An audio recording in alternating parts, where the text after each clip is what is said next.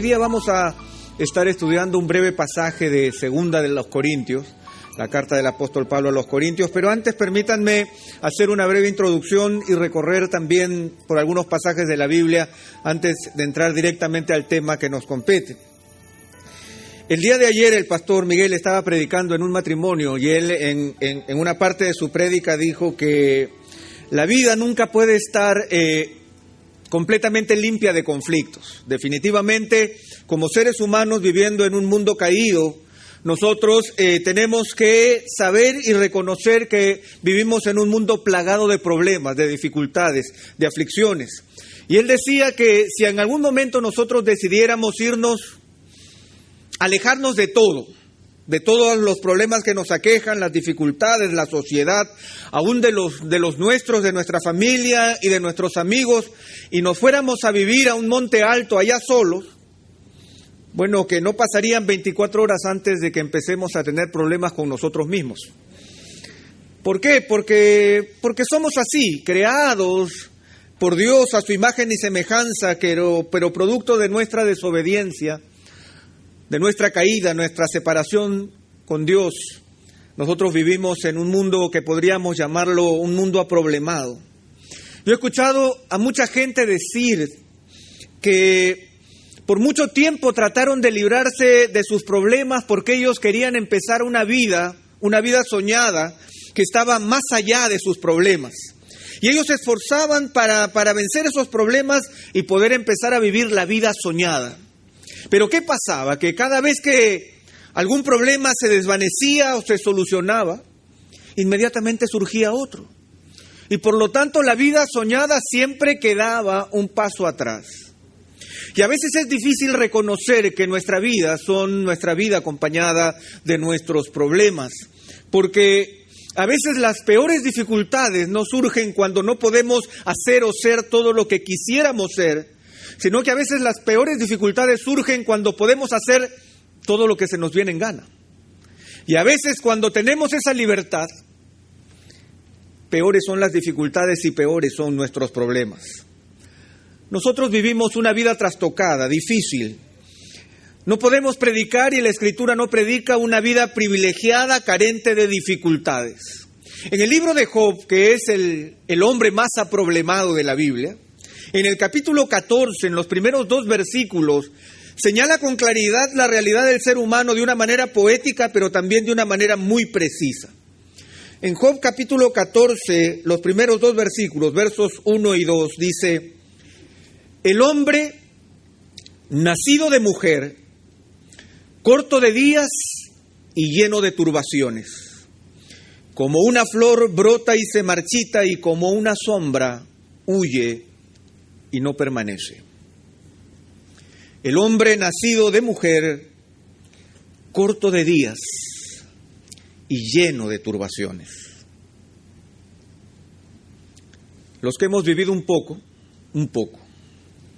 sabemos que los días son cortos y que las turbaciones son muchas.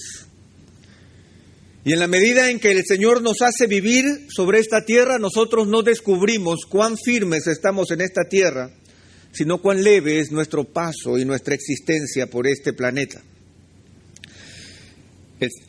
Job dice: como una flor brota y se marchita. Somos tan delicados y nuestra vida es tan delicada como una flor que brota por un instante, es capaz de expulsar su aroma, pero al día siguiente desaparezca sin que haya nadie quien la extrañe. Y lo peor aún es que nuestra levedad es tan tremenda y tan poco significativa que somos, como dice Job, como una sombra que huye y que no permanece. Como una sombra. Y cuando pienso en una sombra me imagino la luz del sol iluminando un cuerpo, un árbol, una roca, un edificio, y producto de la luz del sol, sobre ese cuerpo se produce una sombra que ni siquiera tiene vida propia, pero en cuanto el sol deja de ser, la sombra también desaparece. Y así es nuestra vida. Vida corta de días y llena de turbaciones. Y cuando nosotros hablamos de nuestros problemas y nuestras dificultades, A veces nosotros nos preguntamos, Señor, ¿dónde estás tú en medio de nuestras dificultades? ¿Dónde estás tú en medio de nuestras aflicciones? ¿Dónde estás tú en medio de nuestros problemas? De una manera u otra, nosotros escuchamos muchas veces que se predica un evangelio falso. Un evangelio que al parecer vendiera la libertad de todas nuestras dificultades, la libertad de todas nuestras preocupaciones, la eliminación de todos nuestros problemas. Jipetas caerán del cielo. Cuentas bancarias se llenarán milagrosamente. Nosotros seremos librados de todos nuestros problemas. Algunos hasta sueñan que sus esposas desaparecerán en un momento. Pero no es verdad. No es verdad. No hay una vida ausente de problemas si el Evangelio no nos predica una vida libre de dificultades. Por el contrario, el Señor en su palabra nos muestra de una manera profunda cómo Él se manifiesta y cómo Él es capaz de socorrernos en medio de los problemas, en medio de las dificultades, en medio de las aflicciones que nos toca vivir. El apóstol Pablo en 2 de Corintios justamente estaba enfrentando esa clase de dificultades. Cuando el apóstol Pablo le escribe a los corintios, nosotros tenemos que reconocer un poco del contexto de lo que él estaba viviendo. La iglesia de Corinto, una iglesia que él amaba, era una iglesia con la que él no tenía una buena relación. De una u otra manera, la relación del pastor con su iglesia se había dañado. Se habían generado serios problemas en donde se estaba dudando acerca de la credibilidad de su ministerio. Dicen los estudiosos, y uno lo puede ver al leer las 2 cartas que nosotros tenemos en el Nuevo Testamento, que el apóstol Pablo, de una manera u otra, había estado lidiando en varias oportunidades con ellos. Nosotros tenemos 2 cartas de lo que se supone son 4 cartas que el apóstol Pablo le escribió a sus discípulos de Corinto. Hay una primera carta que nos es desconocida, una segunda carta que es la primera carta que nosotros tenemos, una tercera carta que se conoce como la carta sufriente, en donde el apóstol Pablo tiene que abrir su corazón, y una cuarta carta que es la segunda que nosotros tenemos, que es una carta en donde él intenta defender su ministerio. Pero ¿cuál era la queja que existía en contra de él? ¿Cuál era la queja que podía existir contra este pastor y ministro dentro de su misma iglesia? Si nosotros averiguamos un poco, vamos a percibir que la queja era la siguiente. Algunos líderes dentro de la iglesia estaban diciendo que Pablo no podía ser un verdadero apóstol de Dios viviendo tanto sufrimiento y pasando por tantas penurias. Ellos se preguntaban, ¿cómo puede decir este hombre que Dios está con él si él está viviendo y pasando por tantos sufrimientos? El apóstol Pablo abría su corazón delante de la iglesia y él no se presentaba delante de la congregación como un superhombre. Él no se presentaba como una persona carente de dificultades, carente de tensiones personales, carente de luchas interiores. Él abría su corazón y se mostraba tal como él era, un hombre débil que era poderoso en el nombre del Señor. Sin embargo, él mostraba su corazón y su propia realidad, pero eso generaba ciertas dudas en medio de los líderes de la iglesia que no podían entender que un hombre que hablaba con tal poder del Señor al mismo tiempo pasara por tantas dificultades. Veamos un poco acerca de las dificultades que él contaba. En 2 de Corintios capítulo 1, a partir del verso 8, él cuenta acerca de una realidad, él no duda en expresar su propia debilidad. Él dice a partir del verso 8 del capítulo 1 de 2 de Corintios, porque no queremos que ignoréis, hermanos, acerca de nuestra aflicción sufrida en Asia, porque fuimos abrumados sobremanera más allá de nuestras fuerzas, de modo que hasta perdimos la esperanza de salir con vida.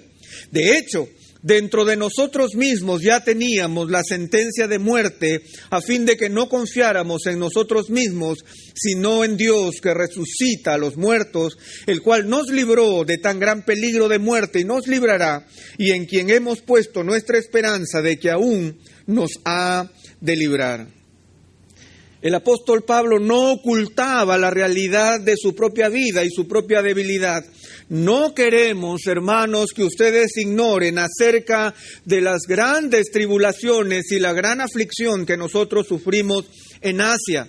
Estuvimos abrumados sobremanera más allá de nuestras fuerzas. Y quizás eso es lo que el liderazgo de Corinto no podía entender. ¿Cómo es que su líder, el apóstol que les había predicado el Evangelio, podía decir que estaba abrumado más allá de sus fuerzas? ¿Cómo es que Pablo se atrevía a decir que había perdido la esperanza de salir con vida? O sea, él testifica y dicen, ¿saben qué? La cosa estaba tan difícil que yo realmente estuve abrumado, desesperanzado. Estuve al punto de perder la esperanza de que iba a salir con vida. El verso 9 dice al principio, de hecho, dentro de nosotros mismos ya teníamos la sentencia de muerte. Dentro de nosotros mismos ya teníamos la sentencia de muerte. O sea, ¿qué estaban diciendo? Pablo estaba diciendo, ¿saben qué? Yo me daba por muerto. En esta situación, caput, se acabó. Todo terminó, finito. Yo estaba abrumado sobremanera. Había perdido la esperanza y yo ya me consideraba un hombre muerto. Quizás los creyentes de ese tiempo se preguntaban, ¿pero dónde está tu fe, Pablo? ¿Dónde está tu esperanza? ¿Cómo puedes tú decirnos esas cosas? Y esa era la queja contra el apóstol. ¿Cómo era posible que él desnudara su corazón lleno de debilidad delante de la congregación? Eso no es un cristiano y más un líder de la iglesia, es un Superman. Alguien que no se queja, alguien que no pierde la esperanza, alguien que está con una sonrisa permanente, que tiene fe, que quebranta los montes y los tira al mar. Y Pablo dice que no es así. En el capítulo 6 de esta misma carta, Pablo vuelve sobre la carga a hablar acerca de sus dificultades. Y en el capítulo 6, a partir del verso 4, segunda de Corintios 6, a partir del verso 4, él dice, sino que en todo nos recomendamos a nosotros mismos como ministros de Dios. ¿Cómo te recomiendas, Pablo? Bueno, de la siguiente manera. En mucha perseverancia, en aflicciones, en privaciones, en angustias, en azotes, en cárceles, en tumultos, en trabajos, en desvelos, en ayunos. Otra vez, Pablo. Pero ¿dónde está la victoria? Las cadenas se rompen. ¿Dónde está eso que está faltando? ¿Por qué esta manifestación de tanta debilidad? En el capítulo 11, él vuelve a hablar de sí mismo como un servidor de Cristo y a partir del verso 23, 11:23 de Segunda de Corintios, solamente para que podamos entender el contexto. Él dice, ¿son servidores de Cristo? Hablo como si hubiera perdido el juicio, yo más. ¿Cómo es que, Pablo, eres más servidor de Cristo? Bueno, yo les voy a explicar.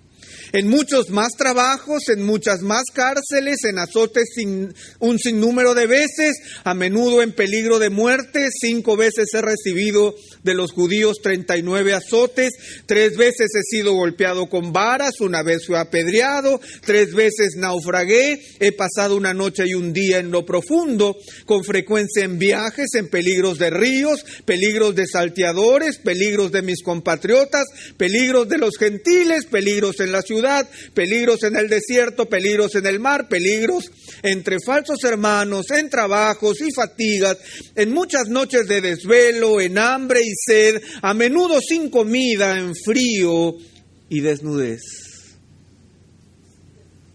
Wow.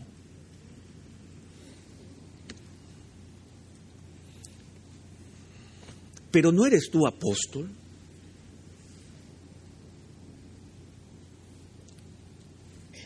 El vivir de esa manera no puede ser la vida de un cristiano. No puede estar representado de esa manera. ¿Cómo es tu victoria? ¿En dónde radica tu victoria, Pablo? Por lo que tú nos cuentas, tú estás pasando trabajos, fatigas, noches de desvelo, hambre, sed, a menudo sin comida, en frío y desnudez, sin protección. No escuchamos ese canto de victoria de ese hombre superpoderoso que está caminando con el Señor.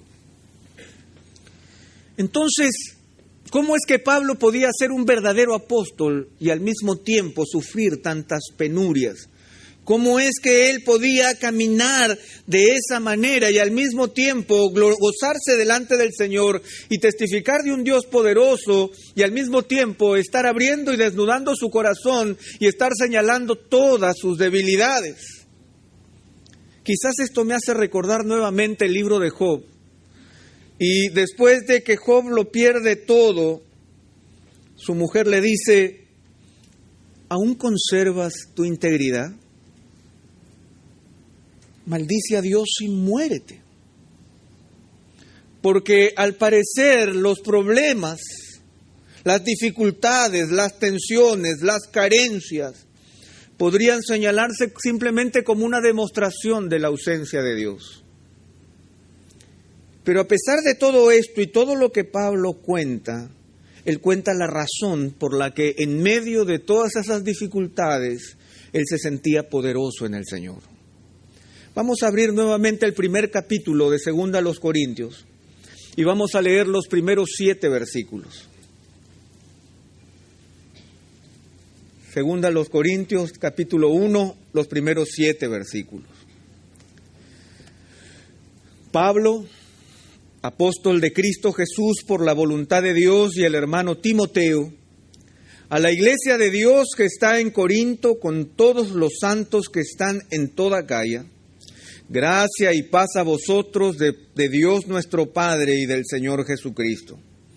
Bendito sea el Dios y Padre de nuestro Señor Jesucristo, Padre de misericordias y Dios de toda consolación, el cual nos consuela en toda tribulación nuestra, para que nosotros podamos consolar a los que están en cualquier aflicción, con el consuelo con el que nosotros mismos somos consolados por Dios. Porque así como los sufrimientos de Cristo son nuestros en abundancia, así también abunda nuestro consuelo por medio de Cristo. Pero si somos atribulados, es para vuestro consuelo y salvación. O si somos consolados, es para vuestro consuelo, que obra al soportar las mismas aflicciones que nosotros también sufrimos. Y nuestra esperanza con respecto de vosotros está firmemente establecida, sabiendo que como sois copartícipes de los sufrimientos, así también lo sois en la consolación. El apóstol Pablo, que estaba luchando consigo mismo y estaba tratando de demostrar a la iglesia de Corinto cuál era su realidad delante de Dios, pero él no duda en mostrar sus propias debilidades. Lo primero que hace es bendecir al Dios Todopoderoso al inicio de su carta. Lo que él reconoce en primer lugar no es la libertad de sus aflicciones. Lo primero que él no reconoce es que él sea un superhombre o un privilegiado de Dios. Lo primero que él reconoce es quien merece toda alabanza y toda adoración, diciendo: bendito sea el Dios y Padre de nuestro Señor Jesucristo.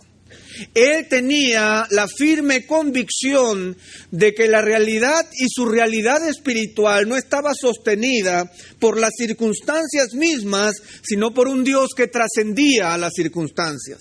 Él empieza diciendo bendito.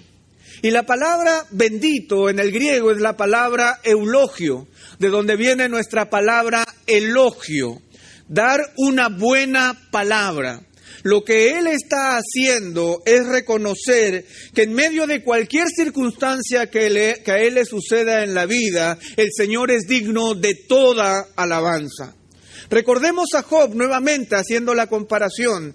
El Señor dio, el Señor quitó, sea el nombre del Señor bendito. Y la palabra que Job usa para reconocer la alabanza a Dios es: sea el nombre bendito, sea el nombre delante de quien yo me puedo postrar. La realidad de la vida de Pablo no dependía de cuán buenas o cuán malas eran sus circunstancias. La realidad de la vida de Pablo no radicaba en que él fuera azotado más o azotado menos, o que el barco llegue a puerto, o que hubiera alimento en su plato, o que tuviera un abrigo para estar calientito en medio del invierno. La realidad de la vida espiritual del apóstol Pablo radicaba en la alabanza a un Dios todopoderoso. Él dice: bendito sea el Dios y Padre de nuestro Señor Jesucristo. Y esta primera afirmación me da una pista muy interesante en cuanto a cuál era la convicción de Pablo con respecto a la realidad de Dios. La realidad de Dios no tenía que ver con un Dios que aparecía circunstancialmente para satisfacer las necesidades del apóstol o para librarlo de alguna penuria, de algún accidente, de alguna dificultad o de alguna enfermedad.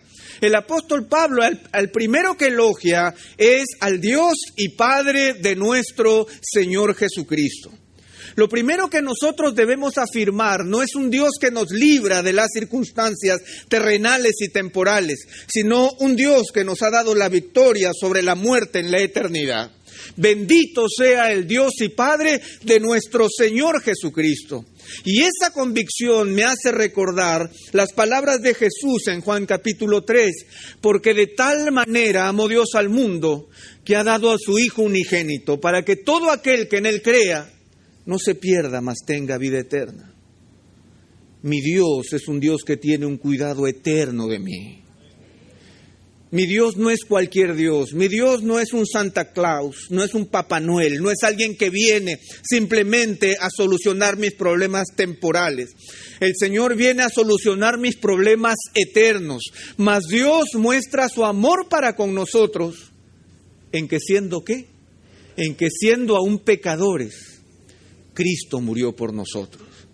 La gran prueba del amor de Dios radica justamente en esta verdad trascendente que transforma mi temporalidad y me encamina hacia la eternidad. Es el amor de Dios escogiéndome sin merecerlo, tomándome, llevándome a la cruz de Cristo y haciendo que su Hijo, el perfecto, Dios mismo, muriera por mí y a través de su sangre preciosa yo fuera una nueva creación para Él. Mi primera relación con Dios es con el Dios y Padre de nuestro Señor Jesucristo. Y a través de Jesucristo yo encuentro que Él tiene cuidado de mí.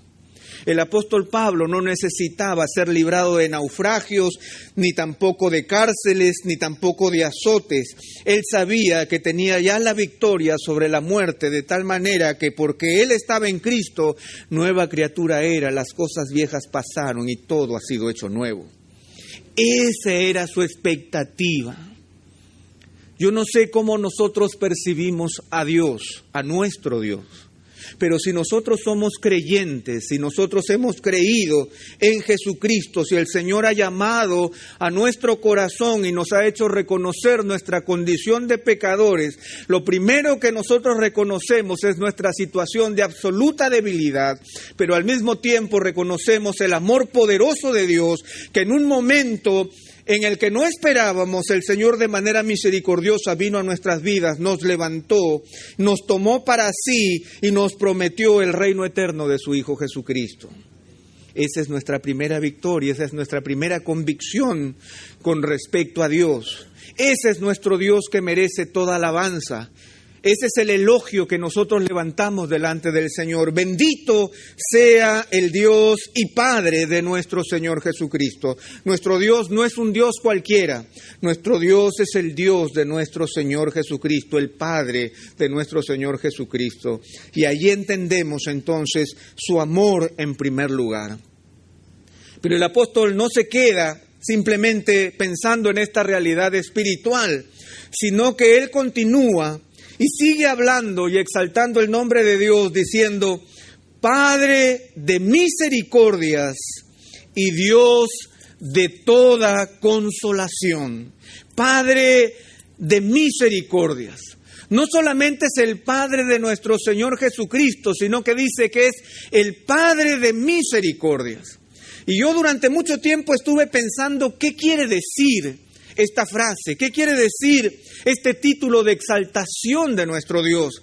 ¿Por qué misericordias está en plural? ¿Por qué no permanece en singular? Un Padre misericordioso. ¿Por qué dice Padre de misericordias? Básicamente esta es la realidad. Al ser Él nuestro Padre, su corazón paternal es compasivo para con sus hijos de manera evidente y manifiesta, porque forma parte de su naturaleza y de su propio carácter. El carácter paternal de Dios se manifiesta justamente en la compasión que Él tiene para con nosotros. Nuestro Dios es Padre de misericordias.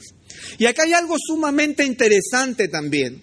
Al hurgar un poco más en la palabra misericordia, yo me sorprendí al notar que el apóstol Pablo, en este caso, no está utilizando la palabra común que en griego se traduce misericordia, que es la palabra eleos.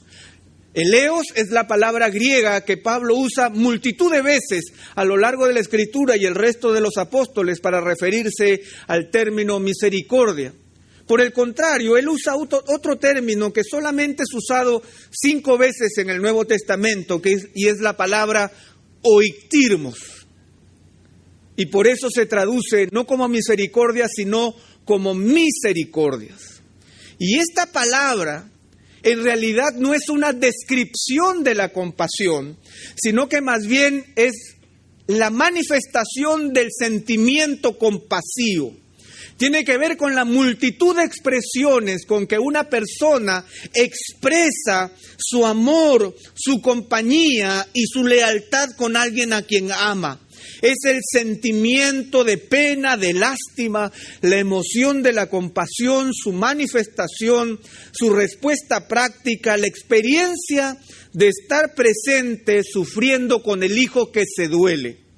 Por eso es que el apóstol Pablo, cuando dice nuestro Dios es Padre de misericordias, es porque un Padre que siente tu dolor, un Padre que te acompaña en medio de tu sufrimiento, un Padre que siente en su corazón el dolor que tú estás sintiendo. Es un Padre que se compadece contigo pero no te abandona. Es un Padre que no te mira desde la distancia, sino que quiere permanecer a tu lado diciéndote, yo estoy contigo en medio de la situación que estás atravesando.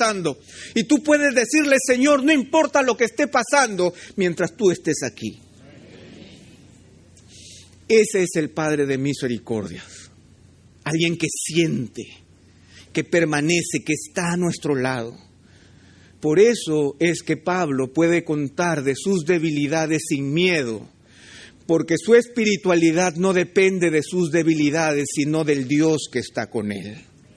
Mas el Señor está conmigo como un poderoso gigante, decía el profeta de la antigüedad. El Señor Jesucristo dijo, separados de mí, nada podéis hacer. Por eso es que Él promete antes de partir, diciendo, he aquí yo estoy con vosotros todos los días hasta el fin del mundo. Por lo tanto, el cristianismo no es ausencia de problemas, es la presencia de Dios en medio de los problemas. Es Dios presente con nosotros en medio nuestro, dándonos de su sustento, de su protección, de su cuidado, un Padre de misericordias que permanece con nosotros. Este sentimiento paternal lo conocemos, lo sabemos, porque aún el mismo Señor Jesucristo decía que aún los hombres, siendo malos, saben dar buenas dádivas a sus hijos. Y yo recuerdo hace unos 10 años atrás, hablando de este sentimiento paternal o maternal, yo conocí a una mujer que durante aproximadamente 1 año y medio, yo la conocí como Patricia. Patricia para aquí, Patricia para allá. Un día como al 1 año y medio, yo escucho que la llaman, pero no la llaman como Patricia, y ella voltea y va. Entonces yo la llamo y le digo, ¿cómo te llamas tú? ¿Tú no eres Patricia? Y ella me dijo, no. Pero tú me has dejado por 1 año y medio llamarte Patricia. Es que no quería perturbarte. Pero yo te llamaba por teléfono Patricia, te tenía en mi celular como Patricia, he orado por ti como Patricia. Y tú nunca me dijiste nada. Bueno, sonaba lindo. Y ese era el carácter de esta mujer. Esta mujer había quedado viuda muy joven. Había tenido que criar a 2 muchachos que se hicieron muy rápidamente muy grandes y ella sufría mucho porque sus muchachos no estaban caminando como debieran. Yo me acuerdo mucho de Patricia porque en todos mis años de ministerio yo nunca he visto llorar tanto y amar tanto a una persona como ella amaba a sus hijos. Yo nunca he visto a alguien derramar tantas lágrimas con tanto sentimiento por un hijo. Y ella lo hacía, y no lo hacía con gemidos, no era una expresión de gemidos, sino que era el dolor de una madre y la expresión de un dolor que realmente me conmovía. Una persona que quería hacerse presente, pero que se sabía débil, pero que al mismo tiempo no podía abandonar ni dejar de sostener a sus hijos. Uno de sus hijos, el menor, ya un hombre grande, estaba haciendo malas cosas, estaba empezando a consumir drogas, las cosas se perdían en la casa, la plata desaparecía, estaba causando revuelta y media en medio de la casa y la madre no sabía qué hacer. Y ella venía a la oficina y simplemente lloraba y decía cuánto amaba a este muchacho y cuán mala ella había sido y cuánto le dolía el haber perdido a su marido a tan temprana edad. Ella un día trajo al muchacho a la oficina porque quería confrontarlo. Nuevamente llorando, ella le decía cuánto lo amaba, cuánto esperaba lo mejor para él, pero que ella no podía seguir viéndolo a él destruyéndose y perdiendo su existencia. Ella lloraba y el muchacho la insultaba. Nunca había un hijo insultar tanto a una madre. Le dijo que estaba loca, que estaba mal de la cabeza. Le dijo que él quería que le entreguen la parte de la herencia que ella estaba viviendo con el dinero del padre que le correspondía a él. Que ella era la que tenía que irse de la casa. Que ella había perdido los cabales y ni siquiera por respeto a mí, él simplemente desbarataba a su madre. Pero ella le decía, yo te amo, yo estoy contigo, yo te conozco, yo te tuve en el vientre. Yo sé quién eres, yo te vi crecer, yo he estado contigo, yo te alimento, yo te cuido, yo sé lo que estás pasando, déjame ayudarte. Pero el muchacho no quiso reconocer absolutamente nada. Y esta mujer lloraba, pero estaba allí. Ella tomó fuerzas para decirle que por todo el amor que le tenía, él tenía que irse de la casa. Y tenía que irse, salir de la casa. Y esto causó mayor enojo en el muchacho que no reconocía absolutamente nada. Pero ella le insistía diciendo, pero yo te amo. Porque te amo estoy haciendo eso, porque voy a estar contigo estoy haciendo eso, porque sé que es lo mejor para ti, porque tú no quieres reconocer. Pero el muchacho se levantó, tiró la puerta y salió diciendo que todos estábamos equivocados. Cuando el día llegó en que el muchacho tenía que salir, ella nuevamente entró a la habitación del muchacho cuando éste estaba arreglando sus cosas. Y ella volvió a decirle que lo amaba. Yo estoy contigo, quiero lo mejor para ti, quiero que sepas que tu madre nunca se apartará de ti. Donde tú estés, mis pensamientos van a estar contigo, siempre van a estar contigo. En eso, el perro de la casa entró a la habitación y de una manera loca el perro se puso a hurgar en el colchón del muchacho. Se desesperó, rascando el colchón del muchacho.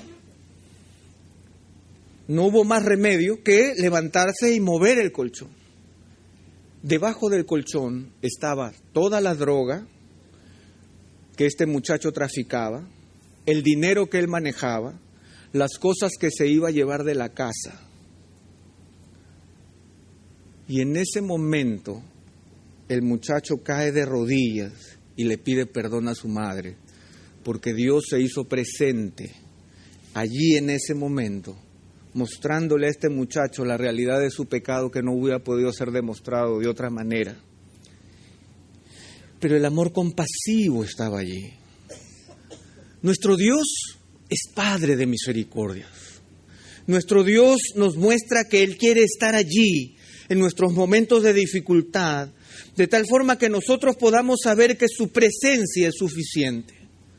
Eso es lo que el apóstol Pablo vivió, por eso él no dudaba en abrir su corazón, no dudaba en mostrar sus temores, no dudaba en mostrar sus angustias, porque sabía que no había angustia, ni dolor, ni quebranto, ni problema en donde el Señor no estuviera presente. Si hay algo que él sabía, era que su Dios era Padre de misericordias y estaba allí de manera consistente en su vida. Esto quizás no lo vemos claramente en este pasaje, pero permítanme ir al Salmo 25. Al Salmo número 25, porque quizás necesitamos una expresión aún más amplia de una verdad que trasciende los testamentos, que es la realidad de un Dios presente y misericordioso a lo largo de todas las Escrituras. Y en el Salmo 25, nuevamente, David abre su corazón y en el título de este Salmo dice oración pidiendo amparo, guía y perdón. Y dice a partir del verso 1, a ti, oh Señor, elevo mi alma. Dios mío, en ti confío, no sea yo avergonzado, que no se regocijen sobre mí mis enemigos. Ciertamente ninguno de los que esperan en ti será avergonzado. Serán avergonzados los que sin causa se rebelan. Señor, muéstrame tus caminos, enséñame tus sendas, guíame en tu verdad y enséñame, porque tú eres el Dios de mi salvación. En ti espero todo el día. Acuérdate, oh Señor, de tu compasión y de tus misericordias que son eternas.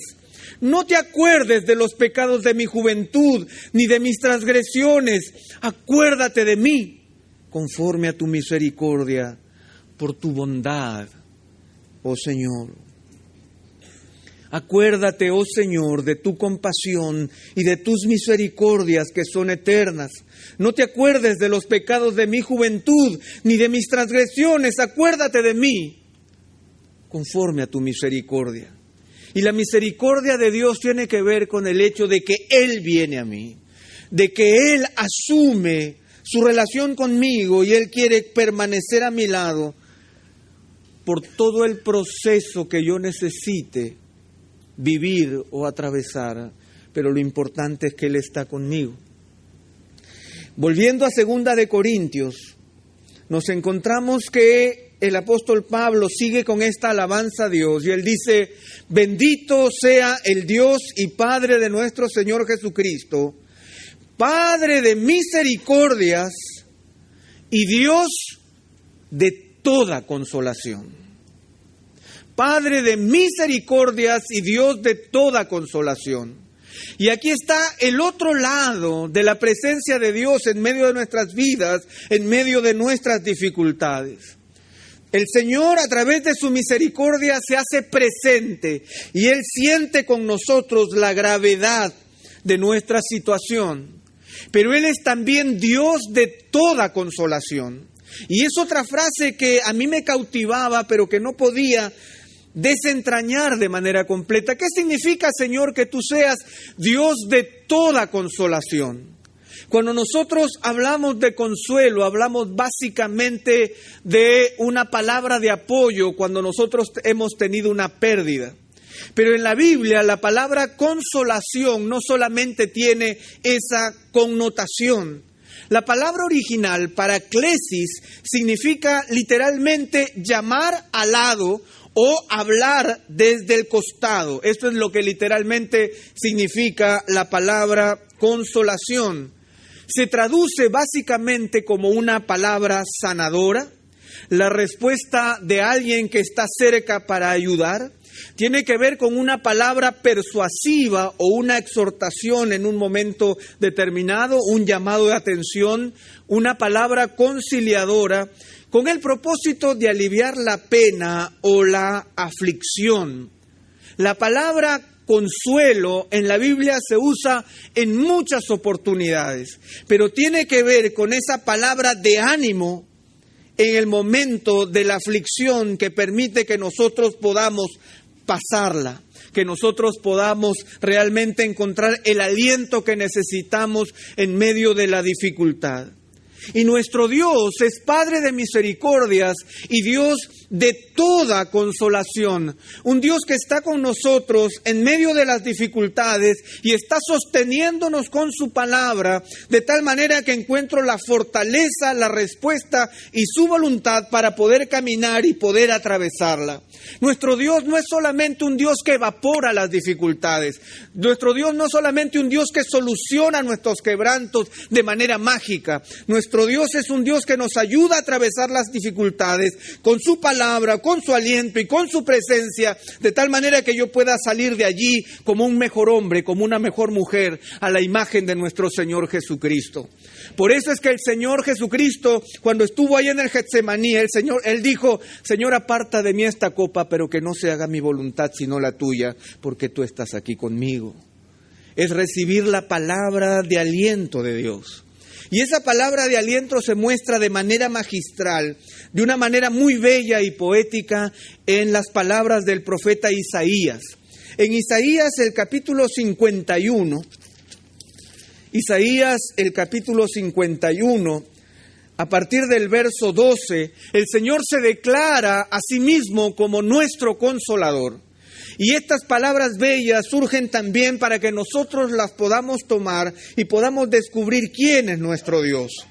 Yo soy vuestro consolador. ¿Quién eres tú que temes al hombre mortal y al Hijo del hombre que como hierba es tratado? ¿Has olvidado al Señor tu Hacedor, que extendió los cielos y puso los cimientos de la tierra, para que estés temblando sin cesar todo el día ante la furia del opresor, mientras éste se prepara para destruir? Pero ¿dónde está la furia del opresor? El desterrado pronto será libertado y no morirá en la cárcel, ni le faltará su pan, porque yo soy el Señor tu Dios, que agito el mar y hago bramar sus olas. El Señor de los ejércitos es su nombre, y he puesto mis palabras en tu boca, y con la sombra de mi mano te he cubierto, al establecer los cielos, poner los cimientos de la tierra, y decir a Sión: tú eres mi pueblo. Aquí está la victoria de la consolación. El Señor dice: yo soy tu consolador. Yo soy el que te aliento en medio de las batallas que tú debes librar en este mundo. Yo soy tu Dios que te acompaña. ¿Por qué tú has de temer ante los hombres? ¿Por qué tú has de temer ante los peligros y las dificultades? Yo soy el creador de los cielos y la tierra, que ha prometido estar contigo y consolarte. Yo he puesto mis palabras en tu boca, y con la sombra de mi mano te he cubierto, al establecer los cielos, poner los cimientos de la tierra y decirle a Sión: tú eres mi pueblo. Esas son palabras de consuelo, hermanos. No tratemos de ver solamente a Dios como el mago que soluciona mis dificultades. Es el Dios que nos acompaña en medio de nuestras tribulaciones. Es el Dios creador del cielo y de la tierra, que va con nosotros y nos va dirigiendo de tal manera que nosotros podamos salir fortalecidos de las dificultades, podamos salir victoriosos de los problemas, podamos salir dándole gloria al Señor en medio de lo que estemos atravesando. Porque yo soy vuestro consolador, dice el Señor. Padre de misericordias, que se compadece con nuestra situación, y Dios de toda consolación, porque nos acompaña y nos da aliento en medio de todo aquello que nosotros estemos atravesando. En Isaías el capítulo 66, el Señor vuelve a mostrar esta realidad, y lo hace también de una manera paternal. En Isaías 66, a partir del verso 13 y el verso 14, dice: como uno a quien consuela su madre, así os consolaré yo. En Jerusalén seréis consolados. Cuando lo veáis, se llenará de gozo vuestro corazón, y vuestros huesos florecerán como hierba tierna. La mano del Señor se dará a conocer a sus siervos, y su indignación a sus enemigos. Como uno a quien consuela su madre, así os consolaré yo. ¿Estás siendo consolado por Dios? ¿Has descubierto al Dios presente en medio de tu vida? al Padre de las misericordias, al Dios de toda consolación en tu vida, sosteniéndote de tal manera que tú puedes decir, bendito sea el Señor, cualquiera sea la situación que tú estés atravesando? O en lugar de alabanzas, nuestro Dios está siendo señalado como un Dios ausente, como un Dios que no nos responde como quisiéramos, como un Dios que simplemente nos ha abandonado y nos ha dejado de lado. Eso es completamente irreal y ajeno a la Escritura. Nuestro Dios es Padre de misericordias y Dios de toda consolación. Por eso, a partir del verso 4, ahí en 2 de Corintios capítulo 1, él dice, ese Dios, Padre de misericordias, Dios de toda consolación, Padre de nuestro Señor Jesucristo, es el que nos consuela en toda tribulación nuestra. El que nos consuela en toda tribulación nuestra. Yo no sé si ustedes notan, pero aquí como que gramaticalmente hay algo que no suena.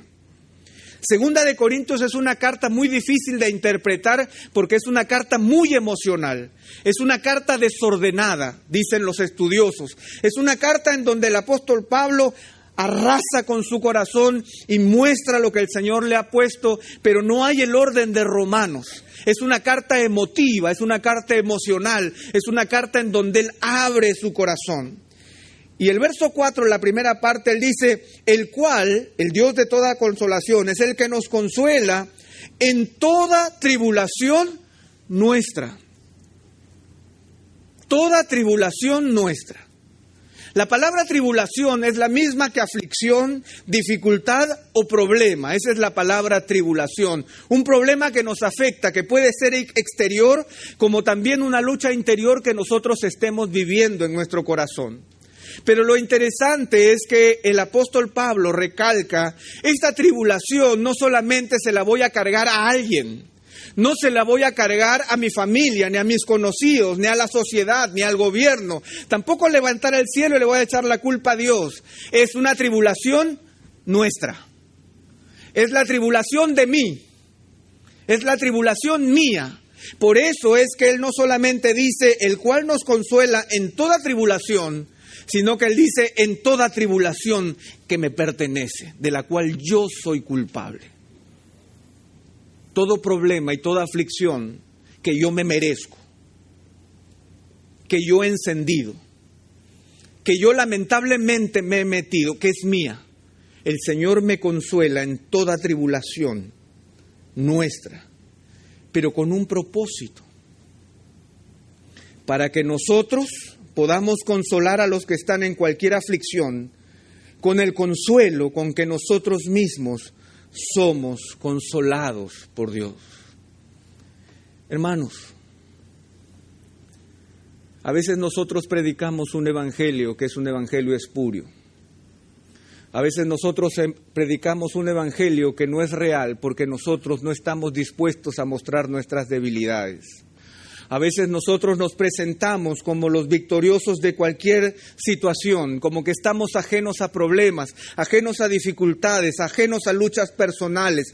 No nos mostramos tal como somos y por lo tanto la gloria del Dios Padre de misericordias y Dios de toda consolación no se manifiesta. El nombre de Dios no es exaltado porque nosotros simplemente nos mostramos como lo que no somos. Pero si nosotros tuviéramos la valentía para decir, no a nosotros, sino a tu nombre la gloria. Si nosotros fuéramos capaces de decir, ¿saben qué? Yo soy un pecador. Yo tengo problemas, yo tengo dificultades, yo tengo temores, yo estoy en problemas, yo me he metido en problemas, pero Dios está conmigo como un poderoso gigante. No soy yo, es Él que está conmigo. No soy yo, es Él el que me alienta. No soy yo, es Él el que me sostiene. Él es el que me sostiene. Por lo tanto, el Dios que me consuela puede consolarte a ti también. No son mis palabras, no es mi verbo, no es ni mi capacidad de explicar a Dios. Es Dios mismo presente en medio nuestro. Es Dios mismo con nosotros. Quizás no tenemos la capacidad para poder explicar, como explica nuestro pastor, las verdades de Dios. Quizás no tenemos la capacidad y la elocuencia para poder mostrar de manera brillante quién es nuestro Señor ante círculos intelectuales. Pero lo que no podemos negar es que Dios está presente en nuestra vida, sosteniéndonos, ayudándonos, levantándonos, consolándonos, de tal manera que el que nos consuela en toda tribulación nuestra, lo hace posible para que nosotros también podamos consolar a los que están en cualquier aflicción con el consuelo con que nosotros mismos somos consolados por Dios. Necesitamos volver a ser una iglesia como Pablo lo era en su corazón. Pablo no temía en mostrar su debilidad, porque en medio de su debilidad el poder de Dios se perfeccionaba. Mientras más débil era, más clara y manifiesta era la gracia de Dios. Más abierto era su corazón, mostrando la realidad de su alma finita, más grande era el poder de Dios que se manifestaba. Él podía decir: bendito sea el Dios y Padre de nuestro Señor Jesucristo, Padre de misericordias y Dios de toda consolación. Y se los digo porque Él es el que me sostiene. Y se los digo porque no soy yo, sino que es Él, sosteniéndome día a día, acompañándome día a día, sosteniéndome en todo momento, dándome palabras de aliento, de tal manera que en medio de la vida en que yo vivo, en medio de lo difícil de vivir en este mundo, el Señor siempre está conmigo. El Señor siempre me está acompañando, el Señor siempre me está apoyando. El ministerio de consolación no es solamente la oportunidad de unos pocos para poder hablarles a otros en medio de sus dilemas. El ministerio de consolación es una demanda que el Señor pone en nuestros corazones sobre todos nosotros, para que nosotros podamos testificar de lo que el Señor está haciendo en nuestras vidas. No para exaltarnos nosotros, no para pontificar sobre otros, sino para decirles: mírame cuán débil soy, pero mira cuán grande es mi Dios. Mi Dios presente, mi Dios consolador, el Dios que me ama y manifiesta su amor permanente en mi propia vida. Quizás yo no tenga las palabras suficientes para poder decirles y para poder concluir con este mensaje. Lo importante que yo quiero quedar con ustedes es simplemente de que en medio de nuestras dificultades, en medio de nuestros temores, en medio de nuestras luchas, en medio de los vaivenes de nuestra vida, en medio de nuestros quebrantos de salud, en medio de las dificultades con nuestros esposos o con nuestras esposas, en medio de las dificultades con nuestros hijos, en medio de las dificultades económicas, en medio de las dificultades anímicas, el grande es Dios. Nuestro Dios personal, el Padre de nuestro Señor Jesucristo, que sacrificó a su propio Hijo por nosotros, es capaz de permanecer con nosotros en medio de nuestras dificultades. Es Padre de misericordias y Dios de toda consolación. Pero esa realidad yo quisiera expresarla con las palabras de un predicador del siglo XIX, en donde de una manera muy precisa, yo quisiera que ustedes la escuchen y que al escucharla puedan percibir el llamado del Señor a invitarnos a reconocer que es Él y solo Él, el que quiere recibir la gloria en medio de nuestras vidas. En medio de nuestras debilidades, Él quiere ser exaltado. El Padre de misericordias y el Dios de toda consolación. Él decía: deseo hablarles de Jesús y solamente acerca de Él. A menudo oigo decir: si solo pudiera recibir la sanidad divina, pero no me es posible. Frecuentemente escucho que dicen: lo tengo, pero si les pregunto, ¿qué es lo que tienen? La respuesta a veces es: tengo la bendición, tengo la doctrina, tengo la sanidad, y en ocasiones recibí la santificación. Yo doy gracias a Dios por haber aprendido que no es la bendición, no es la sanidad, no es la santificación, no es aquello que deseamos, sino que es algo mucho mejor. Es Él, el Cristo, el mismo. Cuán a menudo aparecen estas palabras: ciertamente llevó Él mismo nuestras enfermedades y sufrió nuestros dolores. Quien llevó Él mismo nuestros pecados en su cuerpo sobre el madero. Es la persona de Jesucristo lo que deseamos. Hay muchos que tienen la idea, pero no reciben provecho de ella. La tienen en la cabeza, en la conciencia, en la voluntad, pero por alguna razón no lo reciben a Él en su vida y en su espíritu, porque solamente tienen aquello que es una expresión exterior y símbolo de la realidad espiritual. Por fin Él me dijo, y tan tiernamente: hijo mío, tómame a mí y déjame ser yo mismo en ti la fuente continua de todo esto. Y cuando por fin quité mis ojos de mi santificación, de mi experiencia, de mis problemas, y los fijé en Cristo, en mí, encontré en lugar de una experiencia al Cristo que es más grande que la necesidad del momento, al Cristo que es todo lo que yo podría necesitar, quien me había sido dado una vez y para siempre. Cuando pude ver a Cristo de esta manera, tuve gran paz, todo estaba bien, todo estaría bien para siempre. Es el Cristo en nosotros, Cristo en nosotros, la esperanza de gloria. Bendito sea el Dios y Padre de nuestro Señor Jesucristo, Padre de misericordias y Dios de toda consolación, que nos consuela en toda tribulación nuestra, para que nosotros también podamos consolar a los que estén en aflicción.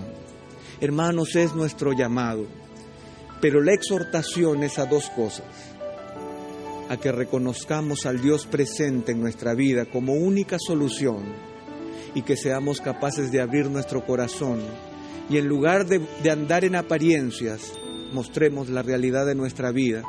Y si somos débiles, entonces seremos fuertes, porque seremos fuertes porque el que es fuerte se hará presente en medio de nuestra debilidad. Integridad y Sabiduría es una producción que llega hasta ustedes gracias a los aportes de individuos y empresas comprometidos con la defensa de la fe. Para más información, preguntas y comentarios, visite nuestra página de internet www.integridadysabiduría.org. En esta página encontrará información sobre la producción de este y otros recursos que ponemos a su disposición, como también las formas en las que usted puede contribuir con la producción de programas como estos. Les invitamos nuevamente a visitar nuestra página de internet www.integridadysabiduría.org. Será hasta la próxima, cuando nos reencontremos con Integridad y Sabiduría.